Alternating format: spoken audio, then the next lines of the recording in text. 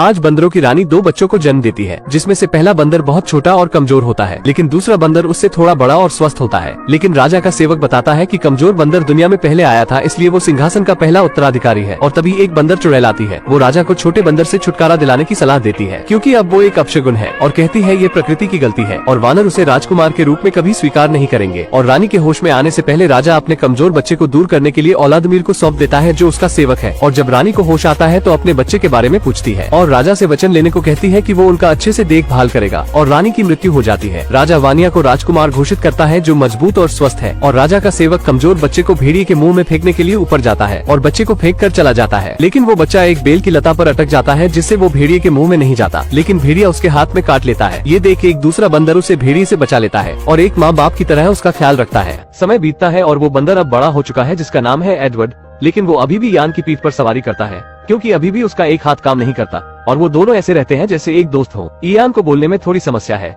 इसलिए वो ठीक से बात नहीं कर सकता। एडवर्ड देखता है कि एक चूहा उसका खाना चुरा रहा है। वो उसे पकड़ने के लिए उसके पीछे भागता है, लेकिन एक हाथ से उसे पकड़ नहीं पाता। फिर वो पेड़ के रस का इस्तेमाल करके एक जाल बनाता है, जिससे वो चूहे को पकड़ सके। और तभी उन्हें एक आवाज सुनाई देती है। आवाज से उन्हें पता लगता है कि खेल की शुरुआत हो चुकी है। इस खेल में एक नारियल के फल को बॉल बनाकर बड़े जानवर की खोपड़ी में डालते हैं। जिसका बॉल उस खोपड़ी में गया, वो खेल का विजेता होता है। इयान जाने से मना करता है, क्योंकि इन दोनों वानरों के अन्य वानरों द्वारा भेदभाव किया जाता है। एडवर्ड किसी भी तरफ इयान को मना लेता है और दोनों खेल देखने चले जाते हैं। वानिया, जो राजा का बेटा है, वो इस खेल का पहला विजेता है, जिससे सभी वानर उसकी तारीफ करते हैं। अब खेल का दूसरा पड़ाव शुरू होता है। खेल के बीच में बॉल देखकर इयान से रहा नहीं जाता और बॉल को एक छलांग में पकड़ लेता है और नीचे गिरता है, लेकिन वो बॉल एक छेद में चला जाता है, जहाँ से उस बॉल को निकालना असंभव था। सभी वानर इयान को पीटने लगते हैं और एडवर्ड उस बॉल को निकालने के लिए एक लंबी लकड़ी और पेड़ के चिपचिपे रस का इस्तेमाल करता है और बॉल को बाहर निकाल लेता है। सभी वानर उसके चारों तरफ इकट्ठा हो जाते हैं और पूछते हैं उसने ये जादू कैसे किया। और तभी वानिया आ जाता है और एडवर्ड से बॉल लेकर ऊपर फेंकता है, लेकिन उस चिपचिपे रस से बॉल उसके हाथ में चिपक जाता है। सभी वानर उसे निकालने की कोशिश करते हैं और झटके में नारियल निकलने से वो राजा के सर पर जा गिरता है। और जब औलादमीर उसे खींचकर निकालता है तो राजा का बाल भी नारियल में चिपक कर साफ हो जाता है। राजा इस अपराध करने वाले अपराधी को जानना चाहता है। इसी बीच डायन एडवर्ड को देखती है और औलादमीर से पूछती है कि क्या उसने उसे राजा के कहने के अनुसार बच्चे को भेड़िए के मुंह में फेंक दिया था या नहीं। औलादमीर कहता है, राजा के कहने के अनुसार उस बच्चे को मैंने भेड़िए के मुंह में फेंक दिया था, लेकिन डायन उसे धमकाते हुए उसकी सही पहचान पता करने के लिए भेजती है। लेकिन राजा का बेटा वानिया ये सब सुन लेता है और अपने पिता से किसी दूसरे वानर को सिंहासन लेने की बात करता है और राजा सिमोन इसके बारे में कुछ करने का वानिया से वचन लेते हैं।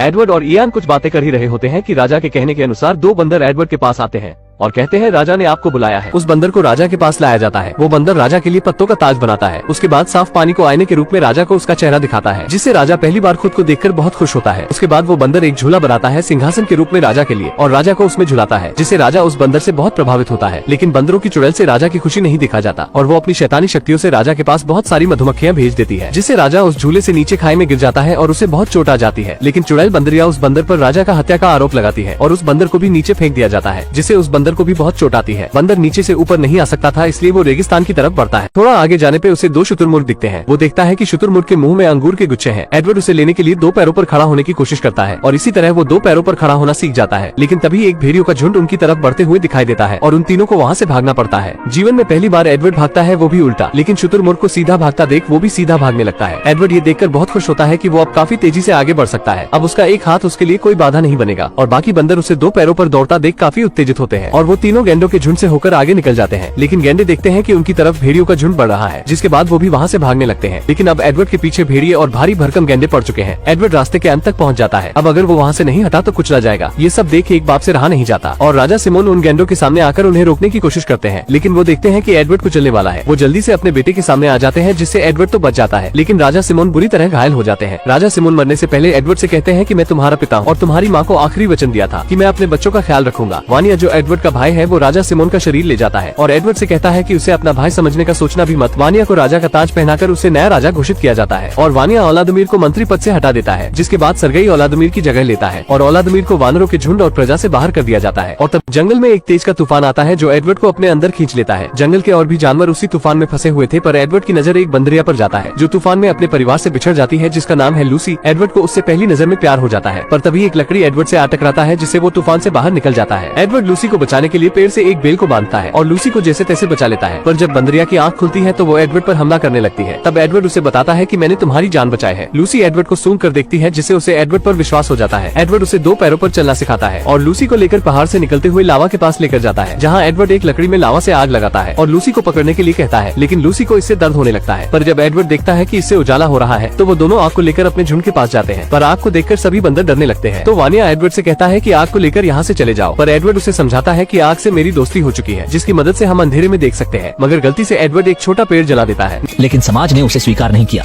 उन्होंने पत्थर फेंके और उन्हें जाने को कहा। दोनों अपनी मशालें लेकर भेड़ियों की माद में गए। यह पहली बार था कि बंदर इतने साहसी थे। भेड़ियों का समूह आग से भयभीत हो गया। इसी तरह उसने भेड़ियों की माद में आराम करने का आधार बनाया। गर्मा गर्म रोशनी के बीच मानव पूर्वजों की पहली चुंबन जन्मी। देखने वाले बंदर समूह उत्साहित हुए और उन्होंने इसकी नकल करने की कोशिश की। यह एक नई तरह की भावनात्मक अभिव्यक्ति थी। कुछ जलन और ईर्ष्या भी जग गई। एक चुड़ैल ने माया जाल बिछाया, डर की नई लहर उत्पन्न करने का प्रयास किया। बंदर राजा के भ्राता ने जोश से चिल्लाया, स्वाधीनता हासिल की। विक्षोभ में उनकी मेधा बढ़ी और फल छीनने हेतु औजार सीखे। शिकार को पत्थरों से गिराया, शाखाओं से गुलेल बनाया, भाले का प्रयोग किया और भेड़ियों को पालना सीखा। उनकी जिंदगी में सुधार हुआ और उनका आहार समृद्ध हुआ। गुफा में लौटकर चमकीले पत्थर से आग जलाना सीखा। यह वह पहला अवसर था जब वानरमैन ने कृत्रिम आग प्रज्वलित की। भाई बंदर ने अपनी प्रेमिका को शिकार खाते देखा। खून की गंध बुरी थी, इसलिए उन्होंने शिकार को आग में डाल दिया। सचमुच गंध सुगंधित हो गई थी। यह भी पहली बार था जब मनुष्यों ने पका हुआ भोजन खाया, जिसका वानर मानव के जीवन पर गहरा प्रभाव रहा। ओवन की सुगंध बंदरों तक पहुंची और नए स्वाद की उत्तेजना ने उन्हें फिर से रोमांचित किया। परंतु भयानक गर्जना फिर सुनाई दी। बंदर डर गए और चुड़ैल फिर से राक्षस बन गई। इस बार एक उत्सुक छोटे बंदर ने खोजा। उसने गुफा में जाकर देखा कि चुड़ैल की भयावह आवाज थी। चुड़ैल उसे मारना चाहती थी, पर बंदर की माँ ने उसे बचाया। सभी को पता चल गया कि चुड़ैल और बंदर आदमी की साजिश है और इसी तरह रहने पर भूख से मृत्यु हो जाएगी। उन्होंने निर्भीकता से घूमना शुरू किया। भाई बंदर के पास शरण चाहते थे। वहाँ बारबेक्यू और फ्रूट्स खा सकते थे और भाई बंदर ने उन्हें स्वागत किया। भाई बंदर के प्रदेश को फलते फूलते हुए देखकर उसने मानवों के प्रति कदम बढ़ाना शुरू किया। केवल होवेयर और उनकी पत्नी ने पुराने पेड़ की चौकीदारी की। गर्भवती होमेई के समूह ने भी बड़े पैमाने पर निर्माण शुरू किया और गांव का प्रोटोटाइप विकसित किया। बंदरों ने खूबसूरत पोशाकें पहनी और सुखद जीवन जिया, पर सभी सुंदर चीजें ईर्ष्या उत्पन्न करती हैं। बंशी के कपटी विचार कभी नहीं मरे। उसने टिड्डियों का दल बुलाया, जिसने लकड़ी के पुलों और टावर्स को नष्ट कर डाला। जातीय समूह ने मानव निर्मित आपदाओं के प्रति आक्रोश व्यक्त किया। उन्होंने मशाल जलाई और चुड़ैल और बंदर के पास पहुंचे। खाता निपटान का युद्ध आसन्न था, पर भाई बंदर रोकना चाहते थे। कुछ बंदरों ने पत्थर की कुल्हाड़ी उठाई और पेड़ की जड़ों पर हमला किया। बंदर एर ने उनसे संघर्ष किया और आकस्मिक आग से प्राचीन पेड़ जल उठा। बंदर एर की पत्नी को बचाने बंदर भाई ने भेड़ियों का सहारा लिया, लेकिन दुर्भाग्य से वह गिर गए। प्राचीन पेड़ गिरते देख बंदर भाग निकले। बंदर एर ने बंदर भाई को बचाया और चुड़ैल को आग में उचित दंड मिला। बंदर को भी परिवर्तन करने पड़े और भाई की सहायता से उसने 2 पैरों पर खड़ा होना सीखा। भाई बंदरों की बहादुरी और मित्रता ने सबको प्रभावित किया। बिना घर के उन्होंने नई जमीन पर जाकर मानव विकास की गति बढ़ाई। मानवता के छोड़े गए मूल्यवान निशान।